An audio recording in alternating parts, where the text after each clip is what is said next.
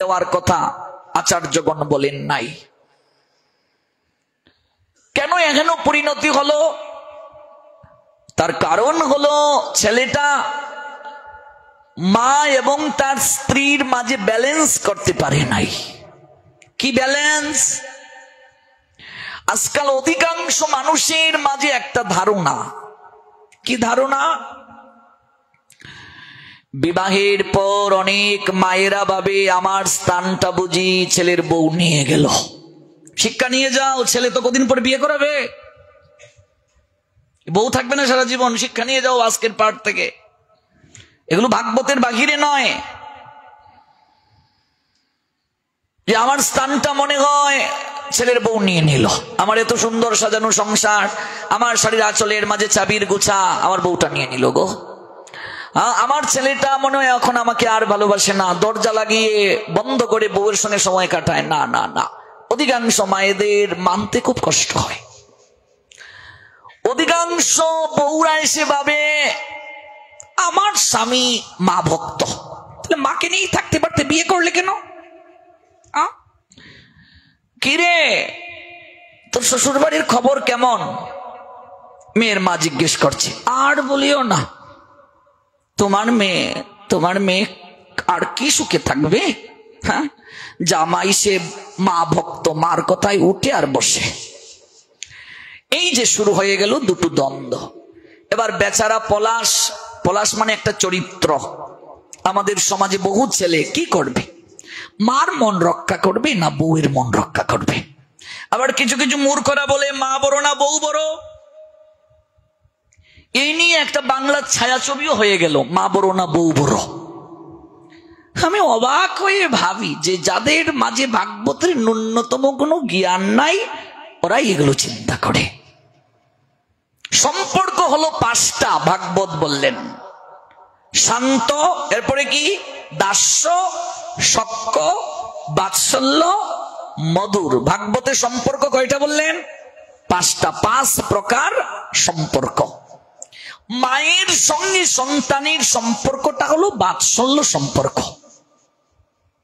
স্ত্রীর সঙ্গে সম্পর্কটা হলো মধুর সম্পর্ক। যে সকল মূর্খরা দুই সম্পর্ককে না বুঝে তুলনা করে, ওরা হলো গণ্ডমূর্খ। মায়ের জায়গায় মা সর্বশ্রেষ্ঠ। পৃথিবীর কারো সম্পর্কের সঙ্গে মায়ের সম্পর্ক কোনোদিন তুলনা করা যায় না। বউ তো পাত্তাই পাবে না। বউয়ের জায়গায় বউ শ্রেষ্ঠ, সেখানে মায়েরও স্থান নেই। মধুর রসে স্ত্রী শ্রেষ্ঠ, বাৎসল্য সম্পর্কে মা শ্রেষ্ঠ। দুইজন দুই জায়গায় শ্রেষ্ঠ। আপনি মিলাতে যান কেন? তুলনা করতে যান কেন? সন্তান যত বড় হোক, মায়ের কাছে ছোট্ট খোকা, বাৎসল্য। স্বয়ং ভগবান তাকে কান ধরেছেন, এইদিকে ও মা, এবারের মতো আমায় ছেড়ে দাও, আমি আর ননি চুরি করবো না। যার নাম শুনলে মহাকাল দৌড়ে পালায়, তার কান ধরে যশোদা বলছেন এইদিকে আয়। ভাবুন তো, হ্যাঁ, এখানে কি তিনি ভগবান না সন্তান? বাৎসল্য প্রেমে যশোদা তাকে জয় করে নিয়েছেন। যাকে ধরা যায় না, ছোঁয়া যায় না, অখণ্ড যিনি, পরম ব্রহ্ম যিনি, আজকে মায়ের হাতে লাঠি দেখে থরথর করে কাঁপছে। উদুকলের মাঝে বন্ধন করে ফেলেছেন ভগবান। নারদ দূর থেকে দেখছেন, এই কি, একটু থাকো, সংসারের সব মানুষরে 3টা দড়ি দিয়ে তুমি বেঁধে রাখো তো, আধ্যাত্মিক আদি ভৌতিক আদি দৈবিক, আবার দেখো বাধার কষ্ট কেমন, একটু থাকো, বন্ধন হয়ে থাকো। নারদ দূর থেকে হাসেন। তাহলে বাৎসল্যে মা সর্বশ্রেষ্ঠ, এখানে স্ত্রীর স্থান নেই। মিলাতে যাচ্ছি বলেই আমাদের সমস্যা। মা মায়ের জায়গায় সর্বশ্রেষ্ঠ। পৃথিবীর কোন সম্পর্ক মায়ের সঙ্গে তুলনা করা যায় না। স্ত্রী স্ত্রীর জায়গায় শ্রেষ্ঠ, সেটা হচ্ছে মধুর রসের সম্পর্ক। একটা নারী স্বামীর সম্মুখে বস্ত্রহীন হতে পারে, সমাজ খারাপ বলবে, লজ্জা দেবে না। এটা মধুর রস। এখানে বিচার নাই। দুটো সম্পর্ক ভাগবত বলছেন দুই জায়গায় শ্রেষ্ঠ, মিলাতে যাওয়া যাবে না। আচ্ছা, এখন বিয়ে করলো ছেলেটা, হানিমুনে যাবে, এখানে পলাশের মা যাওয়ার দরকার কি সঙ্গে?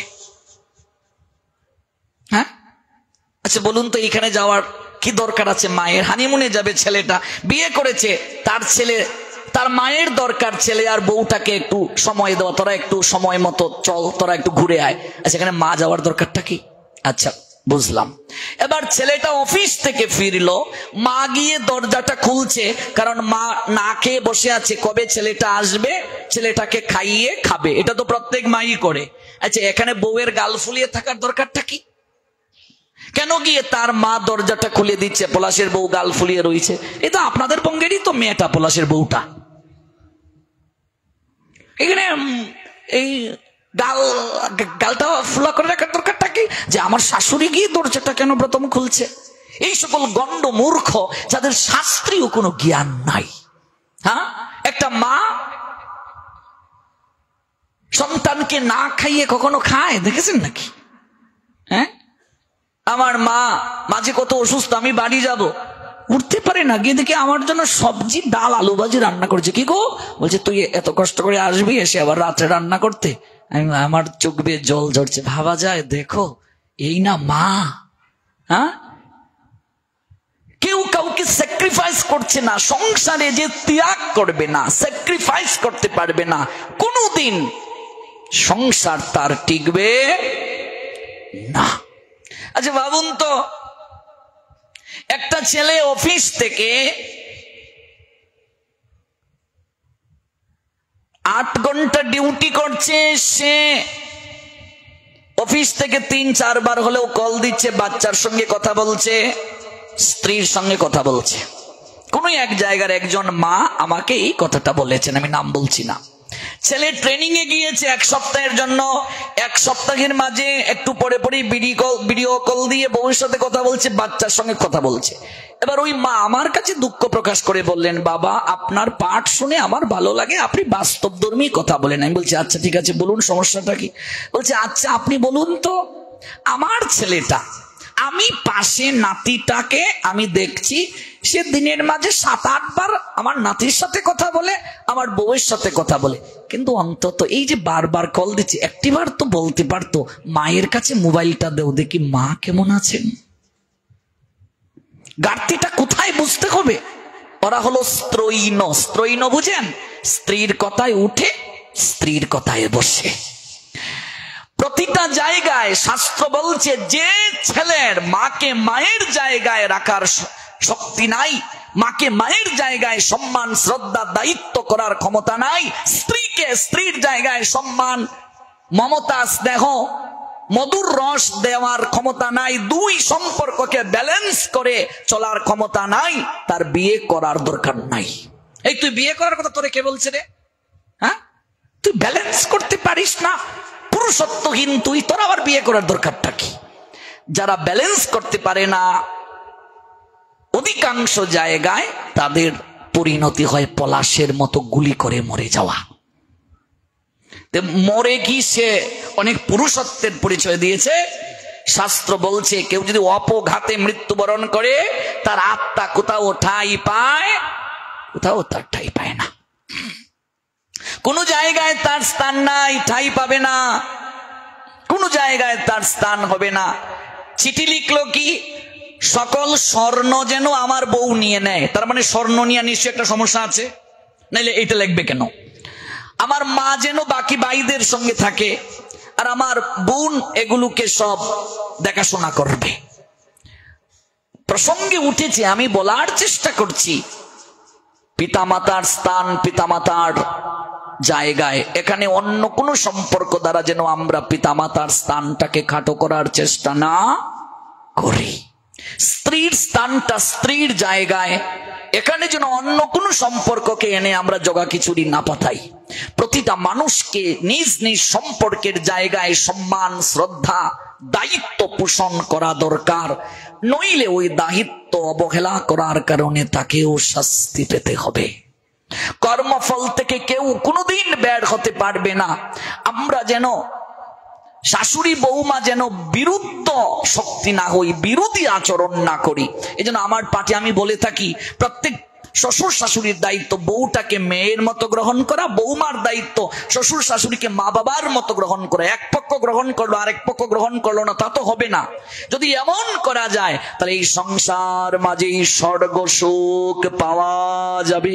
নিতাই গৌর সীতানাথ প্রেমানন্দে হরি বল। তাহলে সংসার মাঝেই স্বর্গ সুখ পাওয়া যাবে, নইলে সংসারটা দুঃখময় হয়ে যাবে, অথবা সংসারটাই ছাড়কার হয়ে যাবে। কর্মফল থেকে কেউ কোনোদিন বের হতে পারে না। ও son of Parth, there is no work prescribed for me within all the three planetary systems, nor am I in want of anything, nor have I need to obtain anything, and yet I am engaged in prescribed duties. হে পার্থ, আমি যদি অনলস হয়ে কর্তব্য কর্মে প্রবৃত্ত না হই, তবে আমার অনুবর্তী হয়ে সমস্ত মানুষই কর্ম ত্যাগ করবে। For if I ever fail to engage in carefully performing prescribed duties, O Partha, certainly all men would follow my path. এজন্য কর্মটা খুবই প্রয়োজন। সেই কর্মটা কৃষ্ণের সন্তুষ্টির জন্য, ভগবানের সন্তুষ্টির জন্য। ভগবানের প্রতি আমার ভালোবাসাটা সবার থেকে ঊর্ধ্বে। নন্দ মহারাজ যশোদাকে যতটা না ভালোবাসতেন, তার থেকে কোটি গুণ ভালোবাসা তার ছিল গোপালের প্রতি। যশোদা নন্দ মহারাজকে যতটা না ভালোবাসতেন, তার থেকে কোটি কোটি গুণ বেশি ভালোবাসা গোপালের প্রতি ছিল। আমরা সন্তানকে যতটা ভালোবাসি, তার কোটি গুণের এক গুণও আমি আমার গৌরকে ভালোবাসি না, ভগবানকে ভালোবাসি না। শুনুন, এক জায়গায় পাঠে গিয়েছিলাম, নাম বলছি না। এবার সকল কিছু ব্যবস্থা করা হয়েছে। এক জায়গায় ভক্তরা সাধুরা থাকবে, সকল কিছুই ঠিক। এবার সেই গৃহকর্তা যার বাড়িতে সাধুরা থাকবে, তার মেয়ের জামাই আর মেয়ে চলে এসেছে। এবার সাধুদের ঘর ছাড়তে হবে, যেহেতু মেয়ের জামাই চলে এসেছে। হ্যাঁ, বুঝলেন? সাধুদের ঘর ছাড়তে হবে, মেয়ের জামাই চলে এসেছে। অথচ সার্বভৌম ভট্টাচার্য, যিনি এই ষড়রূপ দর্শন করলেন, ষড়ভুজ রূপ, সেই সার্বভৌম ভট্টাচার্য মেয়ের জামাইকে পরিত্যাগ করেছিলেন, মেয়ের জামাই মহাপ্রভুকে কটূক্তি করেছিল। আজকে যে ষড়ভুজ রূপের আপনারা আরাধনা করছেন এই জায়গায়, এই ষড়ভুজ রূপ শ্রীমান মহাপ্রভু সার্বভৌম ভট্টাচার্যকে দেখিয়েছিলেন। গৌর গণোদ্দেশ নামক গ্রন্থে আছে, ভট্টাচার্য সার্বভৌম পুরাশিব গিষ্পতি দির্বি। পূর্বে যিনি দেবতাদের গুরু অর্থাৎ দেবলোকে বৃহস্পতি ছিলেন, সেই বৃহস্পতি সার্বভৌম ভট্টাচার্য রূপে গৌর লীলায় এসেছেন পুষ্টি সাধন করার জন্য। সার্বভৌম ভট্টাচার্য কে ছিলেন? দেবতাদের গুরু বৃহস্পতি। এই গৌর লীলায় সকল দেবতারা ভগবানের কাছে প্রার্থনা করেছিলেন লীলায় পুষ্টি সাধন করার জন্য, লীলায় সহায়তা করার জন্য সকল দেবতারা প্রার্থনা নিবেদন করেছিলেন ভগবানের চরণে। হে প্রভু, কৃপা করে তুমি আমাদেরকে তোমার লীলার সহায়ক শক্তি রূপে সুযোগ দাও, লীলায় পুষ্টি সাধন করার জন্য সুযোগ দাও। শ্রী চৈতন্য চরিতামৃতের আদি লীলার 10ম পরিচ্ছেদে শ্রী কৃষ্ণদাস কবিরাজ গোস্বামী পাদ, শ্রী পরমানন্দপুরী, শ্রী স্বরূপ দামোদর, যত প্রধান প্রধান শ্রীমান গৌরাঙ্গ মহাপ্রভুর পার্শ্বদের নাম উল্লেখ করেছেন। নীলাচলে আগত গৌর দেশবাসী ভক্তগণের নাম গণনার সময় বাসুদেব সার্বভৌম ভট্টাচার্যকে প্রাধান্য দিয়েছেন। চৈতন্য চরিতামৃতের আদি লীলার 10ম পরিচ্ছেদে আছে, বড় শাখা 1 সার্বভৌম ভট্টাচার্য। কবিরাজ গোস্বামী পাদ কি লিখলেন? বড় শাখা। তার ভগ্নিপতি শ্রী গোপীনাথ আচার্য, সার্বভৌম ভট্টাচার্যের বোনের জামাই হলো গোপীনাথ আচার্য। সেই গোপীনাথ আচার্য শ্রীমান মহাপ্রভুর পার্শ্বদের মাঝে অন্যতম। সর্বাগ্রে, সর্ব অগ্রগণ্য। বর্তমানে যে নবদ্বীপ, নবদ্বীপের যে চাপাহাটি, ওই চাপাহাটি হতে 2.5 মাইল দূরে বিদ্যানগর নামক একটি গ্রাম ছিল। সেই গ্রামের প্রসিদ্ধ অধিবাসী মহেশ্বর বিশারদের, সেই মহেশ্বর বিশারদ তিনি তদানীন্তন ভারতের সর্বপ্রধান নৈয়ায়িক, মিথিলার বিখ্যাত ন্যায় বিদ্যালয়ের প্রধান অধ্যাপক পক্কদর মিশ্রের নিকট হতে সমগ্র ন্যায় শাস্ত্র টুটস্থ, মুখস্থ, কণ্ঠস্থ করে তিনি নবদ্বীপে এসে অধ্যাপনা শুরু করেছিলেন। নানা শাস্ত্রের ইতিহাস, ইহা যুগান্তর, এবং সেটি প্রবর্তন করেছেন তিনি। তদ অবধি নবদ্বীপ মিথিলাকে গৌরবহীন করিয়া অদ্যাপি সমগ্র ভারতে সর্বপ্রধান ন্যায় বিদ্যাপীঠ নামে খ্যাত নবদ্বীপকে বলা হতো। বর্তমানে যেমন অক্সফোর্ড বিশ্ববিদ্যালয় তার নাম ডাক আছে, নবদ্বীপকে বলা হতো তৎকালীন সময়ে অক্সফোর্ডের মতো। এই নবদ্বীপ ছিল বিদ্যার আকর, মিথিলার পরি নবদ্বীপ। সবাই সেখানে পাণ্ডিত্য অর্জন করার জন্য যেত। কারো কারো মতে দিদিতিকার রঘুনাথ শিরোমণি সার্বভৌম ন্যায় যে বেদান্ত শাস্ত্রে তিনি পাণ্ডিত্য লাভ করেছেন, কেউ কেউ রঘুনাথ শিরোমণি, কেউ শিষ্য বলে বিভিন্ন শাস্ত্র আদিতে বর্ণনা করেছেন। সার্বভৌম ভট্টাচার্য এতটাই তিনি সর্ববেদ শাস্ত্রে, ন্যায় শাস্ত্রে পাণ্ডিত্য অর্জন করেছিলেন। এই সংবাদ শোনার পর প্রতাপরুদ্র রাজা, উড়িষ্যার রাজা, তিনি এই নবদ্বীপ থেকে তাকে নিয়ে যান, নিয়ে উড়িষ্যায় সভা পণ্ডিত করেন। তাহলে মূলত সার্বভৌম ভট্টাচার্যের বীজটা কোথায়? নবদ্বীপে, বঙ্গে। পরবর্তীতে উড়িষ্যায় নিয়ে গিয়েছেন রাজা, সভা পণ্ডিত করেছেন তিনি। বাসুদেব সার্বভৌম রাড়ীয় শ্রেণীর উত্তম ব্রাহ্মণ কুলে তিনি জন্মগ্রহণ করেছিলেন, গৌড়ীয় বৈষ্ণব অভিধানে এটা লেখা আছে। এবং চতুর্দশ শতাব্দীর প্রথম ভাগেই তিনি আবির্ভূত হয়েছিলেন। গৌড়ীয় বৈষ্ণব অভিধানে পাঠে আরো জানা যায়, মৈথিলী পণ্ডিতগণ স্বদেশের গৌরব রক্ষার জন্য ন্যায় শাস্ত্রের ছাত্রগণকে অধ্যাপনা করলেও তারা পাণ্ডুলিপি দিতেন না। মিথিলায় যখন মানুষ পড়াশোনা করতে যেত, তো মিথিলার পণ্ডিতগণ এই বাংলার ছাত্রদেরকে পড়াশোনা শেখাতেন, কিন্তু বই দিতেন না, পুঁথি দিতেন না। পুঁথি দিলে কি হবে? ওই জায়গা থেকে বিদ্যাটা এইখানে চলে আসবে, এইখানে কেউ আবার টুল স্থাপন করবে, তাহলে মিথিলার গৌরবটা কমে যাবে। একমাত্র ইনি ওই জায়গার সমগ্র জ্ঞান বৈরাগ্য, ভাবুন একবার, অনুভব করুন, একেবারে মুখস্থ করে চলে এসে ওই জায়গায় এসে পুঁথি লিখে বিদ্যা পাঠ শুরু করেন। ভাবা যায়? পুঁথি দেননি, কিন্তু মুখস্থ করে সব বিদ্যা চলে এসেছেন। এত বড় পণ্ডিত। গ্রন্থলিপি দেয়া হতো না, বঙ্গদেশে ন্যায়ের অধ্যয়ন অধ্যাপনা বন্ধ ছিল। অদ্ভুত স্মৃতি শক্তি সম্পন্ন ছিলেন বাসুদেব সার্বভৌম। সকল ন্যায়ের জ্ঞান তিনি কণ্ঠস্থ করে স্বদেশে ফিরে এসে যথাযথভাবে আবার তিনি ন্যায় শাস্ত্রকে লিপিবদ্ধ করেন, গ্রন্থটা লিপিবদ্ধ করেন, সেখান থেকে মুখস্থ করে এখানে এসে তিনি লিপিবদ্ধ করেন, গ্রন্থ এখানে তিনি লিপিবদ্ধ করেন, মুখস্থ করে চলে এসেছেন ওই জায়গা থেকে। সার্বভৌম ভট্টাচার্য মিথিলা থেকে সকল জ্ঞান আহরণ করে, স্মৃতি শাস্ত্র মুখস্থ করে বঙ্গে এসে গ্রন্থে লিপিবদ্ধ করে তিনি সেখানে টুল খুলে বসেন।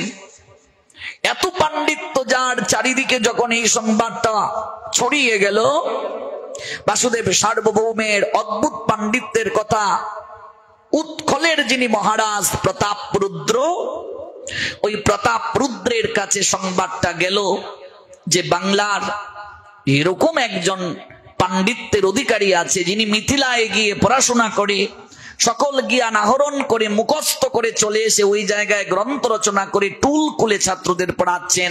মিথিলার সভা পণ্ডিতগণ তখন কাউকে কোনো পুঁথি দিত না, শাস্ত্র গ্রন্থ দিত না। ওইখানকার গৌরব কমে যেতে পারে, এজন্য প্রতাপরুদ্র রাজা তাকে সম্মানের সঙ্গে নিয়ে গেলেন উৎকলে। উৎকলটা মানে উড়িষ্যা বর্তমানে। সেখানে নিয়ে গিয়ে সভা পণ্ডিত বানালেন। রাজার রাজসভার তিনি অগ্রগণ্য পণ্ডিত রূপে নিয়োগ প্রাপ্ত হলেন এই সার্বভৌম ভট্টাচার্য। তার অদ্ভুত পাণ্ডিত্যের কারণে যত মায়াবাদী সন্ন্যাসী সবাই এক এক করে তার কাছ থেকে দীক্ষা নিতে শুরু করলো, এবং তিনি মায়াবাদী সন্ন্যাসীদের গুরু রূপে জগতে বিখ্যাত হলেন, জগৎ খ্যাত হয়ে গেলেন। কিন্তু একমাত্র একজন সন্ন্যাসীর কাছে তার পরাজয় হলো, তিনি হলেন আমার শ্রীমন মহাপ্রভু। সারা জগতে যত সন্ন্যাসী ছিল, যত পণ্ডিত ছিল, কেউ সাহস পেত না সার্বভৌম ভট্টাচার্যের সামনে দাঁড়াতে। ভয় পেয়ে চলে যেত, নাম শুনলেই ভয় পেয়ে চলে যেত। অথচ 24 বছর বয়সী এই বাংলার এক ছেলে, মিশ্র বংশে আবির্ভূত হওয়া জগন্নাথ মিশ্রের তনয় বিশ্বম্বর মিশ্র, যিনি সন্ন্যাসের পর শ্রীকৃষ্ণ চৈতন্য মহাপ্রভু রূপে জগতে প্রকাশিত হলেন, তার কাছে সকল পাণ্ডিত্য, সকল জ্ঞান, সকল অহংকার চূর্ণ হয়েছিল। তিনি তো আর সাধারণ কেউ নয়, তিনি স্বয়ং ভগবান। সার্বভৌম ভট্টাচার্য তো তিনি প্রথমে জানতেন না নিমাই স্বয়ং ভগবান, এটা তো তিনি কখনো জানেননি, কখনো তার এটা উপলব্ধিতেও আসে নাই। কখনো এটা হতে পারে বলে তিনি ভাবতেও পারেননি। শ্রীমান মহাপ্রভু 24 বছর বয়সে শুক্লপক্ষে মাঘ মাসে তিনি কাটুয়ায় কেশব ভারতীর নিকট থেকে সন্ন্যাস গ্রহণের পর শান্তিপুর হতে পুরুষোত্তম ধাম মানে নীলাচল মানে পুরী ধামে যাত্রাকালে 18 নালায় যখন এলেন। 18 নালাটা কি আপনারা জানেন কিনা? নিশ্চয়ই অনেকে জেনে থাকবেন। জগন্নাথ মন্দিরে যাওয়ার আগে 18 নালা সর্বপ্রথম দর্শন করতে হয়, প্রণাম দিতে হয়। 18 নালাটা ইন্দ্রদুম্ন রাজার 18 পুত্রের স্মৃতি রক্ষার্থে নির্মিত। একমাত্র রাজা ইন্দ্রদুম্ন, যিনি তার 18 পুত্রকে বলি দিয়েছিলেন, উৎসর্গ করেছিলেন ভগবানের চরণে। এবং এই পুত্রের স্মৃতি রক্ষার্থে এখানে ব্রিজ নির্মাণ হয়, 18 নালা রূপে আজখ্যাত। ভগবান ইন্দ্রদুম্ন রাজাকে বলেছিলেন, তুমি আমার কাছে কি চাও, বর প্রার্থনা করো। রাজা ইন্দ্রদুম্ন তখন করজুড়ে বলেছিলেন, প্রভু যদি বর দিতে হয় এমন বর দাও যেন আমি নির্বংশ হই। আচ্ছা, কেউ আছে নাকি এমন বর চাইবে ভগবানের কাছে? হ্যাঁ, আমার যেন সব পুত্র মরে যায়। মামা এ কেমন বর চাইছো? আমার যেন বংশ থাকে না, আমার যেন কোনো সন্তান না থাকে। হ্যাঁ, মানুষ সন্তানের মুখে ভক্তি যাজন করতে চায় না। আমার গুরুদেব একদিন একটা পাঠে বলেছিলেন, এই সংসার কার? হাজার হাজার লোক বলে চিৎকার করে ভগবানের। গুরুদেব বলেন, সন্তান কার? সবাই চিৎকার করে বলে গুরুদেব ভগবানের। গুরু মহারাজ বললেন, এমন কোন মা আছো যাদের 3 সন্তান, 4 সন্তান, 5 সন্তান? হাত তুলো। শত শত হাত উঠলো। বলেন, তাহলে এমন কোন মা আছো যার 3, 4, 5 সন্তান আছে, পুত্র সন্তান? একটা সন্তান আমাকে দিয়ে দাও, মন্দিরে আমার সঙ্গে ভগবানের সেবা করবে। হাত তুলো। কেউ আর হাত তুলে না।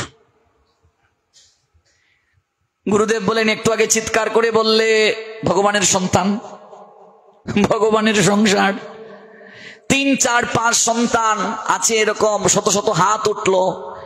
একটা ছেলে ভগবানের সন্তান, ভগবানকে দেবে, মন্দিরে সেবা পূজা করবে, বৈষ্ণব হবে, কুল উদ্ধার করবে, কেউ হাত তুলছো না কেন?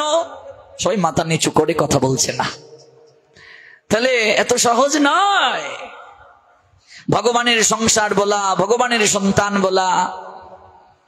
তাহলে অভ্যাস করতে হবে আমাদের, এটাও একটা অভ্যাস যোগ। এখানে অনেক মা আছি, অনেক বাবা আছি, বুকে হাত দিয়ে বলুন তো, আমাকে বলতে হবে না, আপনার বিবেককে বলুন। কেউ যখন আপনাকে প্রশ্ন করে আপনার সন্তান কজন, আপনি কি বলেন? আমার নয়, ভগবানের দান, 2 ছেলে 1 মেয়ে, 1 ছেলে 2 মেয়ে, যতজন সন্তান। এটা বলার আগে কখনো কি বলেন আমার নয়, ভগবানের দান? আমার তো মনে হয় 99 জনই বলেন না।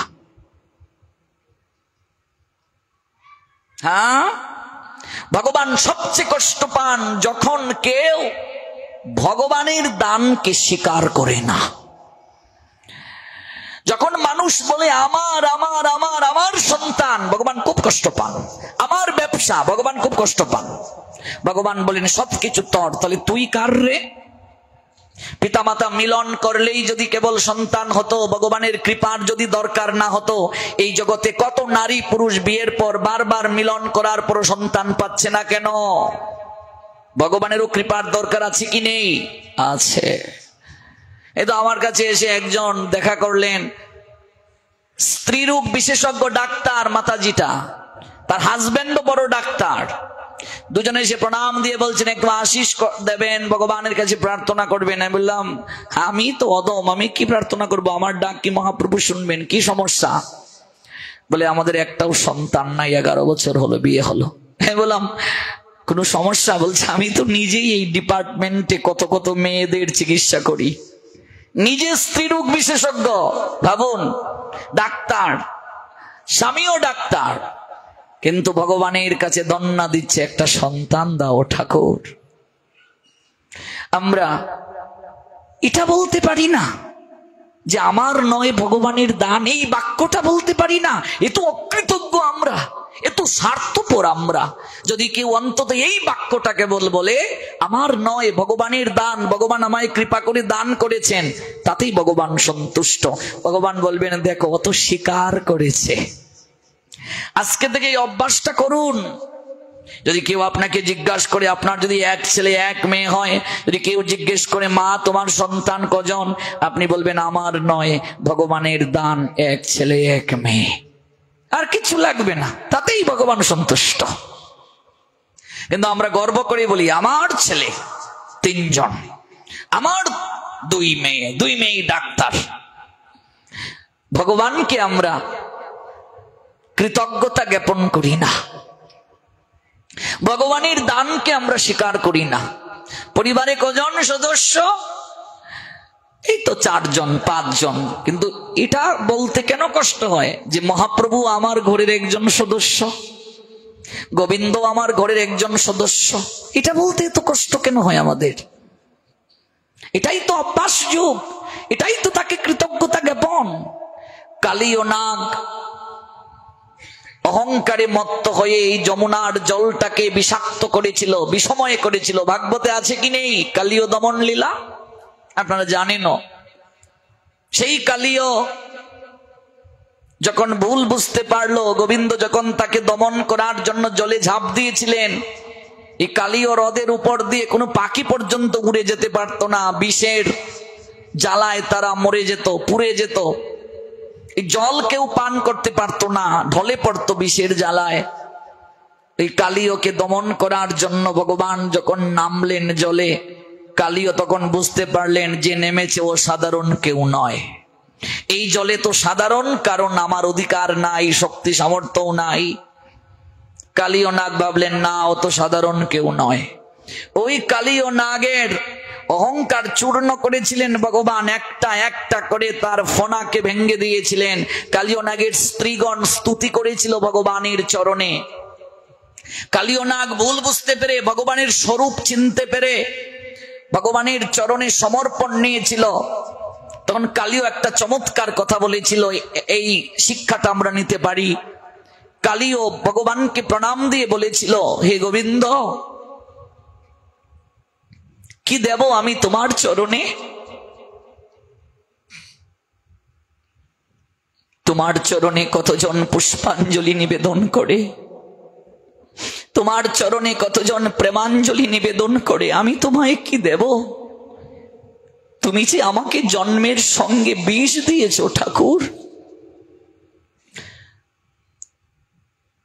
আমার মাঝে তুমি বিষ দিয়েছো, আমি তো বিষধর, আমি তোমায় কি দেব? তোমার চরণে আমার যে দেয়ার কিছু নাই, তুমি যদি আমায় অমৃত দিতে, আমি তোমার চরণে অমৃত নিবেদন করতাম। তুমি তো আমায় অমৃত দাওনি ঠাকুর, তুমি জন্মসূত্রে তুমি আমাকে বিষ দিয়েছ।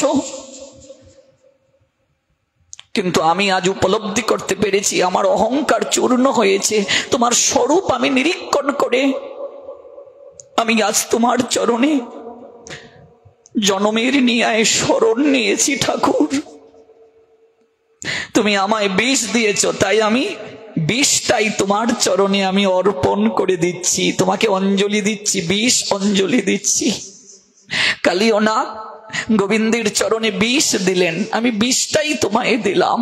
গোবিন্দ কি বলেছিলেন জানেন? কালিও, এই জগৎ সংসারে মানুষ আমার প্রদত্ত সম্পদ ব্যবহার করে আমাকে দিতে বড় কৃপণতা করে। কালিও, এই জগৎ সংসারে মানুষ বস্ত্রহীন হয়ে এসেছিল, লজ্জা নিবারণের কাপড়টা তারা নিয়ে আসেনি। এই সংসারে সকল কিছু আমার দান, আমি তাদেরকে দিয়েছি, অথচ ওরা আমাকে স্বীকার করতে, আমাকে ক্রেডিট দিতে বড় কষ্ট পায়। ওরা চুরি করে খায় আমার প্রদত্ত দ্রব্যাদি, আমাকে পর্যন্ত দেয় না। কালিও, তুমি যে আমায় উপলব্ধি করে কৃতজ্ঞতা নিবেদন করেছো, তুমি যে বিষটাই আমার চরণে দিয়েছো, আমি এই জন্য খুব আনন্দ প্রকাশ করছি। তোমার মাঝে যে কৃতজ্ঞতা বোধ রয়েছে, তুমি যে বিষটাই আমার চরণে অর্পণ করে দিয়েছো, ও কালিও, আমি তোমার মস্তকের মাঝে তাই আজ আমার চরণ চিহ্ন অঙ্কন করে দিচ্ছি। এই বলে শ্রী গোবিন্দ কালিও নাগের মাথার মাঝে তার ব্রহ্মাদি দেবতার দুর্লভ প্রাপ্তি চরণটাকে স্থাপন করলেন, যে চরণ ব্রহ্মাদি দেবতারা পর্যন্ত পায় না। আজকে সেই চরণ কালিও নাগ তার মস্তকে স্থাপন করতে পারলো। সেই মস্তকে গোবিন্দ চরণ স্থাপন করে অঙ্কুশ দিলেন, চিহ্ন অঙ্কন করে দিলেন। গরুরের ভয় আর তোমার থাকবে না। এই জগৎ সংসারে আমার চরণ যার মস্তকে থাকে তার কোনো ভয় থাকে না।